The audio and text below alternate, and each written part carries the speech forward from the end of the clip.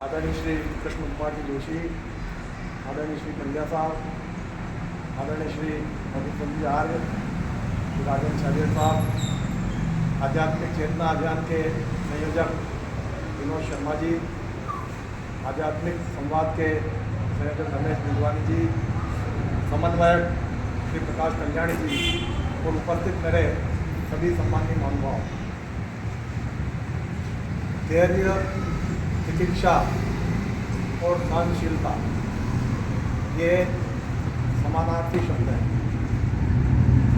जो अध्यात्म के अध्येता हैं वे तितिक्षा शब्द से परिचित हैं। तितिक्षा का एक दूसरा नाम सहनशीलता है और इन दोनों के अंतर्निहित निहितार्थ में शब्द है धैर्य। जब तक व्यक्ति धैर्यवान नहीं होता तब तक उसे शांति और संतोष प्राप्त नहीं हो सकता, और शांति और संतोष के अभाव में ही सारे दुराचार होते हैं, सारे पाप होते हैं, सारे दुर्व्यवहार होते हैं। इसलिए ये धैर्यता कैसे जीवन में आए, ये प्रत्येक व्यक्ति का ध्येय होना चाहिए और धैर्यता के लिए ज्ञान होना होता है। जब ज्ञान होता है, ज्ञान के साथ वैराग्य होता है और वैराग्य के साथ अभ्यास होता है, तब धैर्यता आती है। अन्यथा व्यक्ति अधीर हो जाता है। अधीर होने पर व्यक्ति उत्तेजित होता है, ऐसी हरकतें करने लगता है जो उसकी छवि को धूमिल कर देती है, स्वयं के लिए घातक होती है, अन्य लोगों के लिए भी घातक होती है। एक बार 5 मित्रों ने मिलकर के और गांव में एक कुआं खोदने का काम शुरू किया। कुआं खोदा,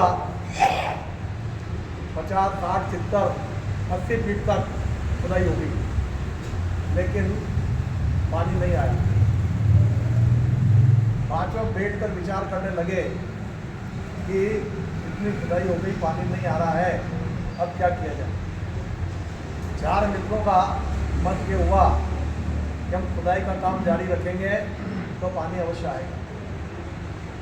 लेकिन एक मित्र ने कहा, कब मुझे पानी आने की आशा नहीं। वह व्यक्ति अलग से नए स्थान पर खुदाई का काम करने लगा और इन 4 मित्रों ने मिलकर खुदाई का काम जारी रखा।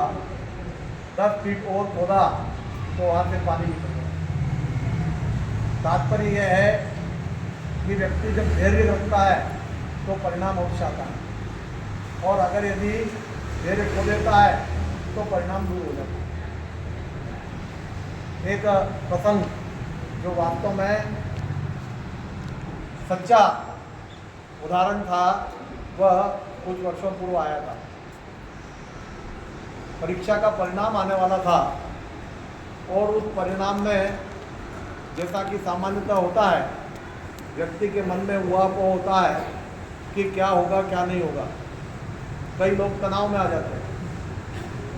एक विद्यार्थी तनाव में आ गया और तनाव में आकर धैर्य खो दिया, उसने जीवन लीला समाप्त कर ली। जब परिणाम आया तो मालूम पड़ा कि उसे सफलता मिली है, और न केवल सफलता मिली है बल्कि उल्लेखनीय सफलता मिली। अब क्या हो सकता है?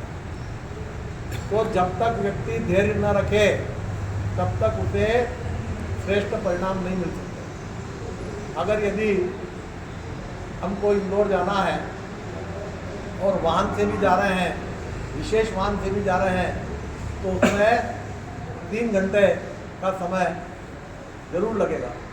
लेकिन अगर यदि कोई व्यक्ति 1 घंटे में ही पहुंचना चाहे और उसके लिए उतावली करे, तो या तो वो अस्पताल में पहुंचेगा या फिर बड़ी पुल पर पहुंच जाएगा।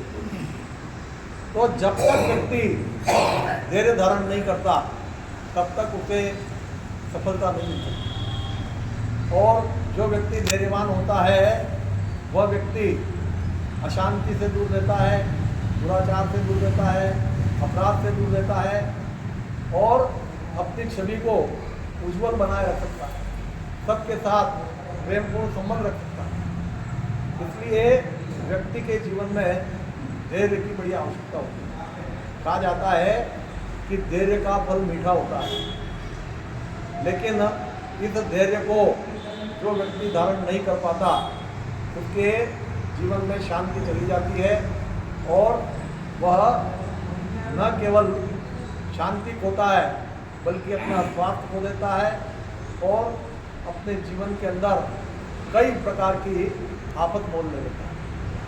इसलिए जो व्यक्ति जीवन को श्रेष्ठ बनाना चाहता है उसके लिए सूत्र दिया गया है कि सबसे पहले धैर्यवान बने और धैर्यवान बनने के लिए उसे इस बात का दृढ़ विश्वास होता है कि परिश्रम करने के बाद जो कुछ मेरे प्रारब्ध में होगा वह मुझे प्राप्त होगा।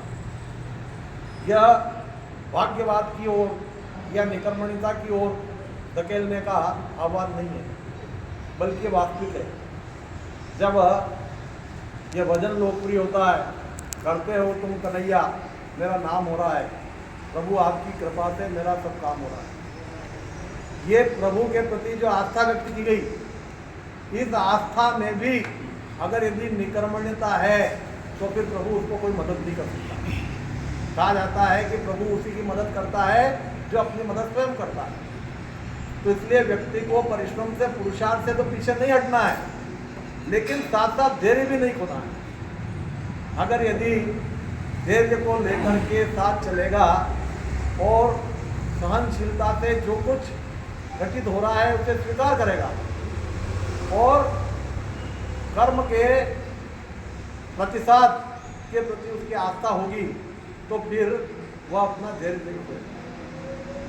दो समान स्थितियों के व्यक्तियों में से यदि एक धैर्यवान है और एक अधीर है, तो जो धैर्यवान व्यक्ति है वह जीवन में शांति भी प्राप्त करेगा, स्थिरता भी प्राप्त करेगा और सफलता भी प्राप्त करेगा। और जो अधीर व्यक्ति है वह मार्ग से ही अपना रास्ता छोड़ देगा।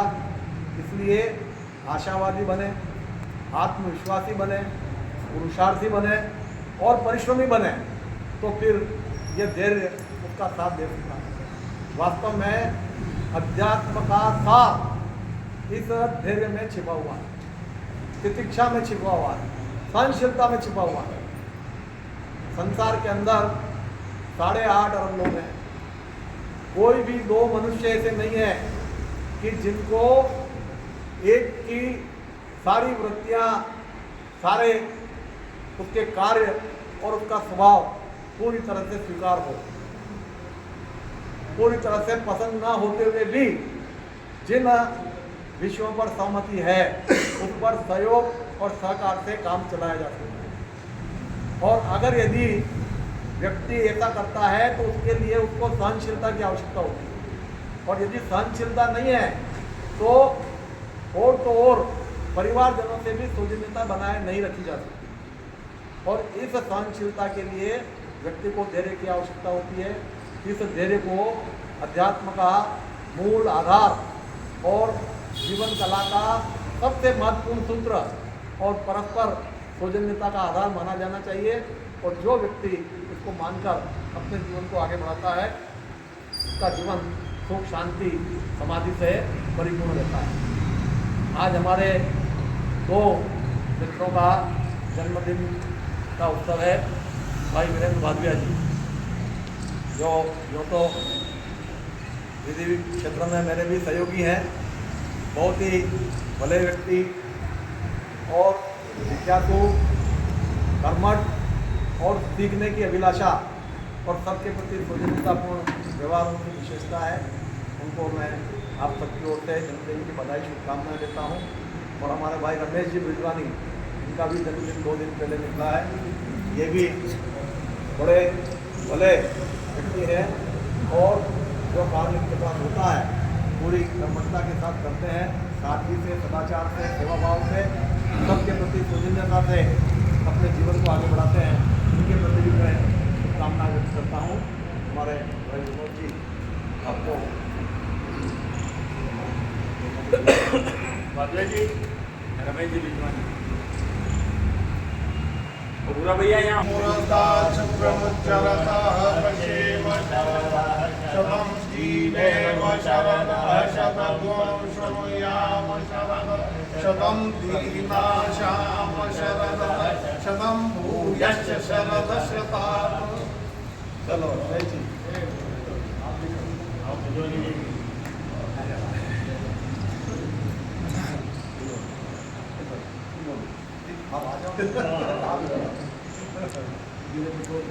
ओम स्वस्ति न विष्णुयां देवां भद्रं पश्येमाक्ष अभिर्यजत्राः स्थिरैरङ्गैः तुष्टवागुं सस्तनूर्भिर्वशेमहि देवहितं जदायु।